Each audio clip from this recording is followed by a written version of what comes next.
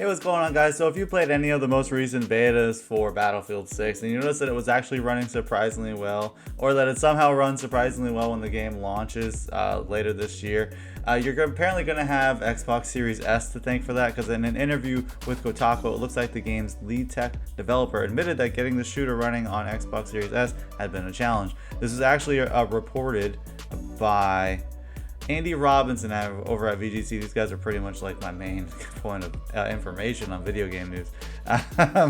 But in the interview, he said, "I will say that the biggest thing we did that was a challenge for us was dealing with the console limited memory," said technical director Christian Bull. "Xbox Series S does have less memory than even our mid-spec PC, and there was a point, okay, I want to say like 6 to 12 months ago, where we kind of realized that a lot of our levels were crashing on Xbox Series S." He said, "We're doing so much testing, we're collecting all this data. Once we kind of started running all of our levels through it, we were able to see where the problems were. After a month or two, we kind of had all of them resolved and all of our memory issues on the Series S."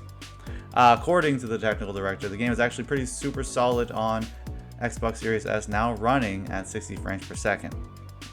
This is kind of funny because it's always been a thing with Xbox Series X and S that developers are pretty much required to launch their games on both platforms. I think there might have been one or two exceptions. Baldur's Gate 3, I think, ended up on both, but I think there was like an issue with split screen. So like, it's kind of funny because the hardware is just less powerful than the Xbox Series X. And I always say this, I'm like, why didn't they just go the PlayStation route and just do like the physical and non-physical thing? If PlayStation would have done this, I would have been on their ass. Like, dude, really?